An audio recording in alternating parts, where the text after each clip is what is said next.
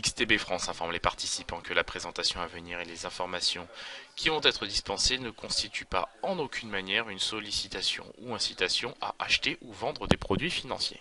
Les commentaires avec Khalil Djebali qui est en duplex avec nous pour commencer cette émission, analyste de marché chez XTB. Bonjour Khalil. Déjà on est tous contents et soulagés de voir un rebond aussi significatif. Parce que 2,5% de hausse à Paris sur le marché parisien, c'est quand même une hausse significative. Que peut-on imaginer pour la suite désormais, Khalil ?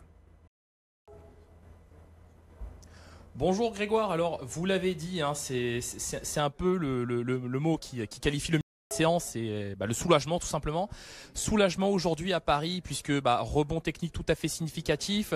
Alors on est porté par les valeurs du luxe, les valeurs automobiles, les valeurs de la tech, les semi-conducteurs avec STM Microelectronics.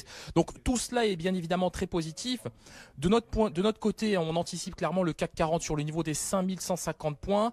L'euro-dollar y contribue bien évidemment puisque la paire fluctue autour des 1,13 $ pour 1 euro au moment où on se parle. Le tout bien évidemment porté par le rapport ADP américain qui soutient le dollar par ailleurs. Néanmoins, nous n'oublions pas, Grégoire, que les marchés mondiaux ont perdu au mois d'octobre 8 000 milliards de capitalisation boursière. L'indice MSCI mondial a perdu 8,7% au mois d'octobre. Alors, ce sont des valeurs tout à fait significatives. Rebond, oui. Reprise, pas encore. C'est bien évidemment la question qu'on va se poser au début du mois de novembre. C'est véritablement de savoir si on va avoir les catalyseurs pour tout simplement avoir une véritable reprise et retrouver tout simplement les plus hauts annuels sur nos indices occidentaux. J'aime bien l'idée, un rebond pour l'instant, oui. Reprise, pas encore. Trop tôt pour l'affirmer. Écoutez, on va suivre ça avec vous, Khalil, au moins pour cette séance. Un mot peut-être de l'euro-dollar, Khalil, parce que mine de rien, et de manière assez discrète, l'euro-dollar revient sur les plus bas de l'année. On est autour de 1,1310 $ pour 1 euro. Pas très loin des plus bas de l'année, effectivement. Est-ce qu'on a là un nouveau mouvement qui pourrait démarrer pour le dollar, pour l'euro? On se souvient quand même qu'on est passé de 1,05 à 1,25 sur l'euro-dollar au cours de l'année 2017. Et depuis le début de l'année 2018, on a fait 1,25, 1,13 désormais sur l'euro-dollar. C'est vrai, on revient sur les plus bas de l'année, hein, sur la paire euro-dollar. Alors évidemment, il y a beaucoup de choses à dire sur cet actif. Rien que sur ces derniers jours, hier, on a pris connaissance de la croissance en zone euro, nette dégradation, il faut le dire. Ce matin, on a pris connaissance des chiffres de l'inflation, rebond de l'inflation, même son de cloche d'ailleurs pour l'inflation allemande hier, 2,5%.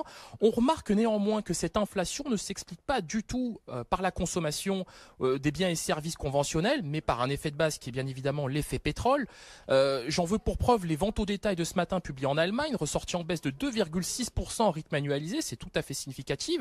Même son de cloche hier d'ailleurs pour les chiffres des ventes au détail espagnoles, ressorties sur un plus bas de quasiment 5 ans, donc c'est une fois de plus tout à fait significatif. En revanche, de notre point de vue, on a de très bonnes statistiques aux États-Unis. J'en veux pour preuve le rapport ADP publié aujourd'hui. On aura encore le rapport des NFP ce vendredi qui devrait sortir dans la droite ligne du rapport ADP. C'est la raison pour laquelle chez XTB nous anticipons une cassure du niveau des 1,13 $ pour 1 euro.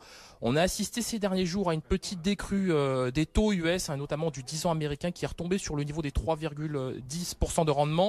Alors on est un petit peu remonté aujourd'hui autour des 3,15, mais en cas de retour sur le niveau des 3,20 à 3,25, il se pourrait clairement que la paire euro-dollar casse le niveau des 1,13 $ pour 1 euro. Bon, à surveiller, 1,13 15 actuellement pour 1 euro. Bon, ça peut apporter un peu d'air aussi au marché européen, il ne faut pas le nier, plus de 2,5%, je le rappelle, à Paris, avec un CAC 40 revenu au-delà des 5100 points. Merci beaucoup Khalil, on vous retrouvera à la clôture tout à l'heure pour solder ensemble cette séance de rebond sur le marché européen. Khalil Djebali qui nous accompagne aujourd'hui, analyste de marché chez XTB à Paris.